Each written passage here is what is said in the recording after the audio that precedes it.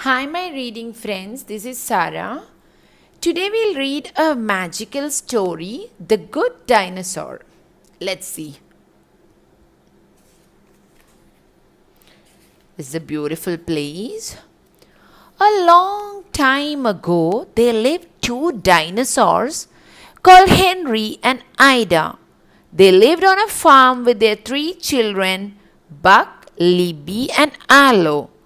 Arlo was the youngest and afraid of everything. Most of all, Arlo was afraid of the wilderness beyond the family's farm. One night, Henry took Arlo into the field. Suddenly, an insect landed on Arlo's nose. Arlo was scared, but Papa blew gently on the insect and it glowed. Then Papa swept his tail through the grass and hundreds of fireflies flew into the sky. Arlo was amazed. The next day, Papa discovered a critter eating their food. You're gonna catch that critter, he told Arlo. Arlo was afraid, but he wanted to make his Papa proud. As Arlo guarded the cellar, he heard something get caught in Papa's trap. That's when he got his first look at the critter. It was a human boy. Arlo didn't want to harm him, so he let him go. Henry wasn't pleased when he saw the empty trap. He decided to teach his son a lesson by taking him into the wilderness to find the critter. But while they were gone, a terrifying storm caused the river to overflow, and poor Papa was swept away in a flood. Horrified, Arlo watched his Papa disappear. With Papa gone, the family had to work very hard to keep the farm going. Arlo was determined to help take care of his family. One day, Arlo caught the critter stealing corn again, and he and the critter fought. They tumbled backwards into the river. Mama, Arlo cried, but he had been swept too far away for anyone to hear. The river carried Arlo away. Then, bam! The little dinosaur hit his head on a rock and he was pulled under the current. When Arlo awoke, he had no idea where he was. He was alone and the wilderness was all around him. Suddenly, Arlo heard a howl. Standing on the cliff top above him was the critter. You, shouted Arlo angrily, this is all your fault. Furious, he tried to climb up the cliff to get at the little boy. But the critter wasn't afraid. The critter scampered off, leaving the dinosaur all alone. Arlo was scared, hungry, and tired.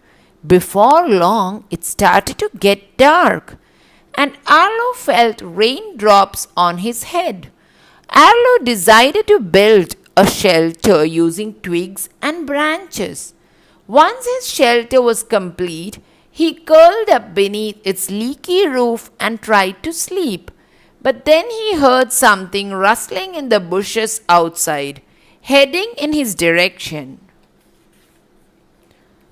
It was the boy. He had brought Arlo a branch of berries, and that's when the dinosaur and the boy became friends. Arlo gave the boy a name, Spot. Spot couldn't talk, but he and Arlo found a way of communicating. Arlo learned that Spot had lost his family just as the dinosaur had lost his papa.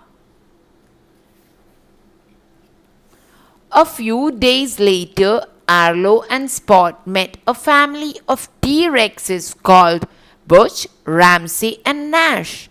They had lost their herd of longhorns. Arlo offered to help the T-Rexes if they could show him the way home. Butch agreed and Spot tracked down the longhorns, but a nasty surprise lay in wait. Raptors, this gang of feathery crooks, had stolen the longhorns and weren't going to give them up without a fight. Brave Arlo helped his new friends. "You're one tough kid," Butch told Arlo.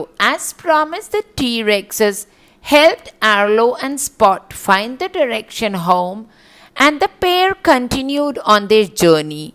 Spot climbed atop Arlo's head and pointed towards the sky.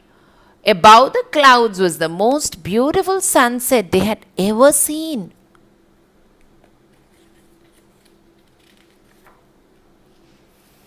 As Arlo and Spot made their way along the mountain pass, a storm was brewing. Suddenly, a pack of pterodactyls swooped down and caught hold of Spot and whisked him up and away. Arlo gave chase and found Spot down by the river. Arlo felt a surge of courage in his heart and charged at the pterodactyls, driving them away.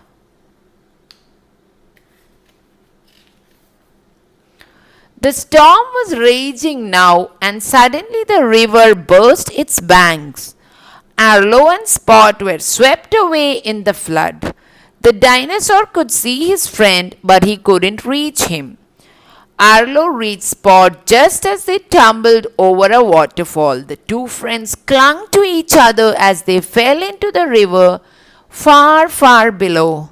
Arlo climbed ashore holding his friend. They were okay. Arlo and Spot set off once again. Suddenly they heard a howl and a human family appeared. Arlo knew what he had to do. Even though he didn't want to lose Spot, he let him go. The two friends cried as they said goodbye. Arlo carried on alone, and before long he saw something that made him very happy. The farm. At last Arlo was home. You can see he is with his family. Thank you.